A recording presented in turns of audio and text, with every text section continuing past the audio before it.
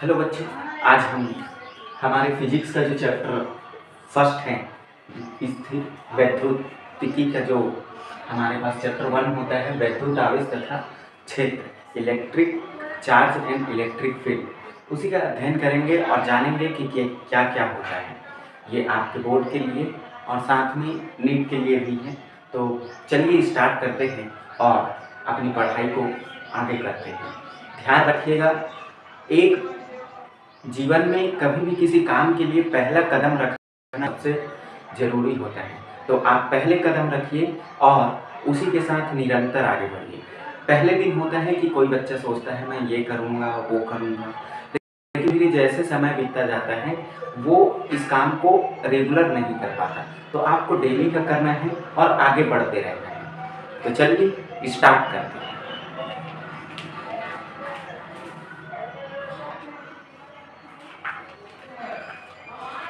तो हमारे पास हमारा जो चैप्टर है उनका इंट्रोडक्शन, हमें जो स्थिर रुका हुआ आवेश है उनके बारे में अध्ययन करना है, पढ़ना है, स्टडी करना है। तो रुके हुए आवेश के बारे में जो पहला चैप्टर है वो हमें जानकारी लेता है कि जो आवेश स्थिर रहता है वो क्या क्या प्रदर्शित करता है। ठीक है, तो हम जानते हैं कि आवेश होता क्या है। आवेश होता क्या है तो ये बोलते हैं विद्युत आवेश, जिसे हिंदी में विद्युत आवेश इलेक्ट्रिक चार्ज। हम पढ़ते हैं कि विद्युत आवेश पदार्थ का वह गुण है जिसके कारण वह विद्युत व चुंबकीय प्रभाव उत्पन्न करता है। यानी कि हमारे पास जो आवेश होता है वो क्या होता है, क्या करता है, विद्युत क्षेत्र तथा चुंबकीय क्षेत्र उत्पन्न कर सकता है, या फिर आप इसमें लिख सकते हो कि अनुभव भी कर सकता है, अनुभव करता है। तो ध्यान रखिएगा। फिर हमें बताना है कि ये चलो ठीक है, आवेश विद्युत क्षेत्र चुंबकीय क्षेत्र उत्पन्न करता है या उत्पन्न होने का अनुभव करता है, ये तो हो गया। उसके बाद बोलता है कि हम ये जानते हैं कि कैसे आवेश का खोज हुआ। ये बहुत सारे वैज्ञानिक आए 600 ईसा पूर्व, तो वो आप डिस्कवरी पढ़ते रहिएगा। हम लोग डायरेक्टली आवेश के प्रकार में चलते हैं। तो आवेश के प्रकार में आपको याद रखना है, आवेश दो प्रकार के होते हैं। पहला होता है धन आवेश, दूसरा होता है ऋण आवेश। धन आवेश कहने का मतलब ये है कि किसी भी वस्तु या किसी भी तत्व में इलेक्ट्रॉन की कमी होता है।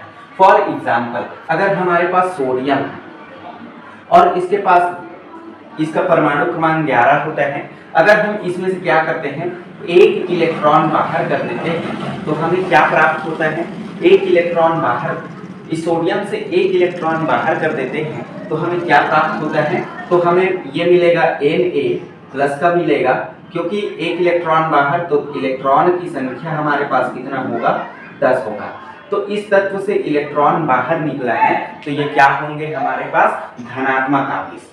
इसी प्रकार हमारे पास ऋणात्मक आवेश के लिए क्लोरीन लेके चलते हैं, Cl, इसका परमाणु क्रमांक 17 होता है। इसमें अगर एक इलेक्ट्रॉन की कमी है अष्टक पूर्ण करने के लिए, तो हम इसको प्लस का 1 इलेक्ट्रॉन क्या कर दे, डोनेट कर दे, तो इसमें इलेक्ट्रॉन की संख्या जो होगी, इलेक्ट्रॉन की संख्या 18 हो जाएगी। इलेक्ट्रॉन की जो संख्या है वो 18 हो जाएगा। और ये देखिए ऋणात्मक आवेश बढ़ गए हैं तो इस पर माइनस लगता है क्लोरीन पे, याद रखिएगा। तो दो प्रकार के धन आवेश। अब बिल्ली की खाल, एबोनाइट की छड़, ये एक्सपेरिमेंट आपके बुक में थ्योरेटिकल दिया हुआ है, उसको आपको पढ़ना है, छोड़ना नहीं है। ठीक है, अब इसी प्रकार यहाँ ये पॉइंट इंपॉर्टेंट होता है। ये क्या बोलता है, देखते हैं, दो समान आवेश, दो समान प्रकृति या सजातीय आवेश में प्रतिकर्षण होता है। समान प्रकृति मतलब ये समझिए प्लस प्लस, इसमें आपको हमेशा प्रतिकर्षण देखने को मिलेगा। उसके बाद ये पॉइंट क्लियर। फिर बोलते हैं तथा विजातीय आवेशों में सदैव आकर्षण। विजातीय का मतलब विपरीत, एक माइनस एक प्लस, इसमें आपको हमेशा क्या मिलेंगे, आकर्षण देखने को मिलेगा। तो ये चीजें याद रखिएगा कि सजातीय आवेश में प्रतिकर्षण और विजातीय आवेश में जो होता है आपके पास आकर्षण होता है। फिर होता है आवेश का मात्रक।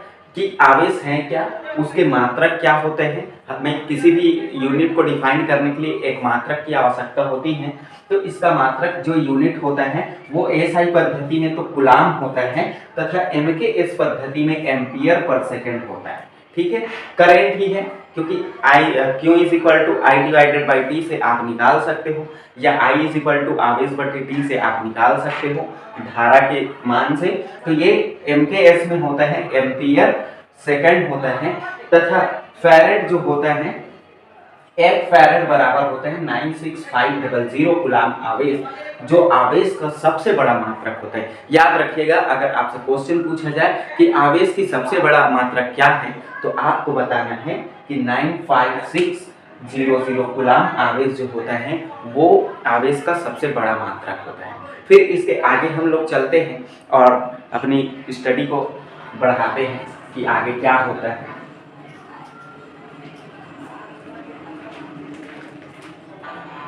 आवेशों की निश्चितता, तो ये आपको पता होना चाहिए कि आवेश जो होता है वो गतिशील हो या स्थिर हो, आवेश के मान में कोई परिवर्तन नहीं होता। आवेश जितना पहले रहता है उतना ही रहता है, वो समान रहता है आवेश का मान। ठीक है, फिर आते हैं आवेश संरक्षण का नियम। आवेश संरक्षण का नियम हमारे पास क्या बोलता है ये देखते हैं। तो आवेश संरक्षण का नियम क्या बोलते हैं, किसी भी विलगित निकाय में, कोई भी विलगित आइसोलेटेड ओके, उस विलगित निकाय में ना तो आवेश उत्पन्न किया जा सकता है और ना ही नष्ट किया जा सकता है, उसे केवल एक रूप से दूसरे रूप में क्या किया जाता है, स्थानांतरित या परिवर्तित किया जा सकता है।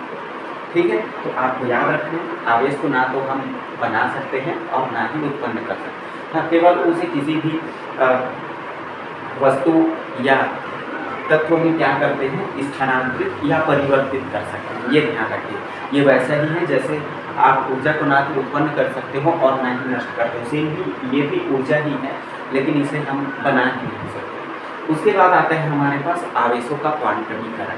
आवेशों का क्वांटमीकरण जो होता है हमारे पास क्या होता है कि जो इलेक्ट्रॉन होता है उसका मान पूर्ण गुणज होता है। ओके, तो इसकी अध्ययन जो है हम लोग कल करेंगे, क्योंकि आज थोड़ा सा काम होने की वजह से मैं आपका क्लास केवल स्टार्ट ही कर रहा हूँ, पूरी तरह से अभी नहीं हुआ है। कल से हम अपने फ्लो में चलेंगे और डेली का क्लास लेंगे। ओके, आज थोड़ा सा डिस्टर्ब भी है, इधर वीडियो रिकॉर्ड करने में थोड़ा सा दिक्कत हो रहा है, क्योंकि बाहर का साउंड जो है बहुत ही डिस्टर्ब कर रहे हैं, तो इसलिए आज स्टार्ट करिए, पहला कदम रखिए और कल से हम लोग अपनी पढ़ाई डेली के फ्लो में स्टार्ट करेंगे।